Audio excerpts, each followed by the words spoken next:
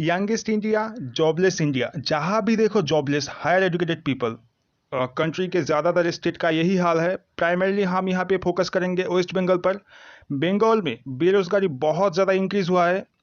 Private sector, Tata से लेके government sector, WBCS तक, ऑब्वियसली स्कूल सर्विस तो है ही। 2011 से 2020 तक अनएम्प्लॉयमेंट इंक्रीज किया है वेस्ट बंगाल में। चलिए हम इसको एनालिसिस करते हैं। तो सबसे पहले नीचे जाओ, रेड कलर का सब्सक्राइब बटन है, वहाँ पे क्लिक करो, लाइक करो, कमेंट करो और बेल आइकन को दबा के ऑल नोटिफिकेशन सिलेक्ट कर लो। अगर हम अनएम्प्लॉयमेंट के डेटा को देखें तो यहाँ पे सबसे ऊपर है मेघालय। मेघालय में सबसे ज़्यादा एम्प्लॉयमेंट है। और नीचे आए तो बंगाल का रैंक है 25 इन 30 स्टेट। तो ये डेटा मैंने विकीपीडिया से लिया है, 2018-19 का डेटा है ये, चाहे हो तो आप इसे चेक कर सकते हो। अब ये प्रेजेंट गवर्नमेंट सत्ता में आए कैसे, ये मैंने एक आर्टिकल लिया है रूलिंग पार्टी का ऑफिशियल वेबसाइट से। यहाँ पे एक लाइन लिखा है, miss Mamata Banerjee was an epic and exemplary struggle against state-sponsored tyranny and atrocities। जिसका मतलब श्रीमती ममता बनर्जी के नेतृत्व में सिंगूर आंदोलन राज्यों द्वारा प्रायोजित अत्याचार और अत्याचारों के खिलाफ महाकाव्य और अनुकरणीय संघर्ष था। अब ये लाइन कितना सेटिस्फाइड है हम इसको देखते हैं।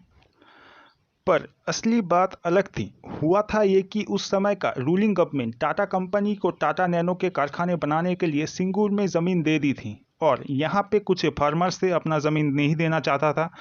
इस इशू को ममता बनर्जी ने लीड करके बहुत बड़ा बनाया और टाटा को वापस भेजने में कामयाब रहा। अब ये टाटा नैनो का कोई छोटी प्रोजेक्ट नहीं थी, ये बहुत बड़ी प्रोजेक्ट थी। तब टाटा ने बंगाल से प्रोजेक्ट को विड्रॉ किया और गुजरात में जाके शिफ्ट हो गया। ये आप हिंदुस्तान टाइम का आर्टिकल देख सकते हो, ये 7 अक्टूबर 2008 का है। अब आप गुजरात को देखो और बंगाल को देखो।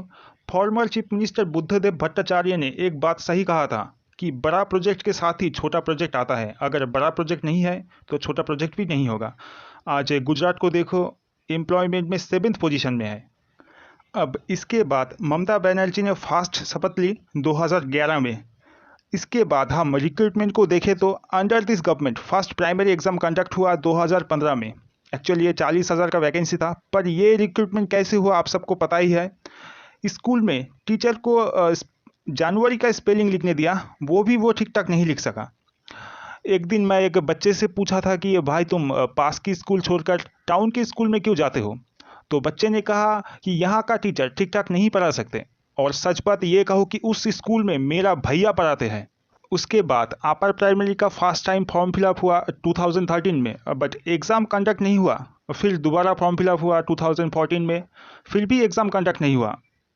और एक बार फिर फॉर्म फिलअप हुआ 2015 में। तो देखें तो यहाँ पे एक एग्ज़ाम के लिए 3-4 सालों से फॉर्म फिलअप होता है। और फिर फर्स्ट एसएलएसटी के लिए इलेक्शन से पहले 2015 में फॉर्म फिलअप हुआ और फिर इलेक्शन के बाद दोबारा 2016 में फॉर्म फिलअप हुआ। यहाँ पे फॉर्म फिलअप का एग्जीबिशन चल रहा है।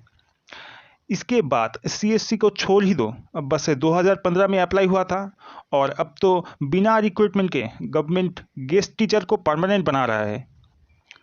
और फिर बड़े जोरों से गवर्नमेंट ने चिल्लाया कि 60,000 ग्रुप डी में रिक्रूटमेंट होगा, पर जब वैकेंसी आया ओनली 6,000। गवर्नमेंट ने बोला कि हर साल 6,000 करके रिक्रूटमेंट होगा, पर हुआ अभी तक, आया वैकेंसी।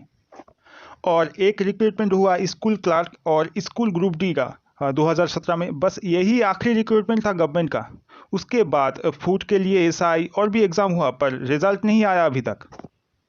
अब स्टेट का सबसे बड़ा एग्ज़ाम डब्ल्यूबीसीएस को देखें तो 2018 में ग्रुप ए का टोटल सीट था 78। जहां हम 2010 का रिजल्ट को देखें, यहाँ पे टोटल सीट था 178। एक्चुअली ये ग्रुप ए का है। लगभग 60% सीट गायब। और फिर ये आप देख सकते हो इंडिया टुडे का article, court ask for WBCS candidate scripts marksheets. West Bengal civil service main candidate who scored increase from 0 in English to 162 and 18 in Bengali to 167।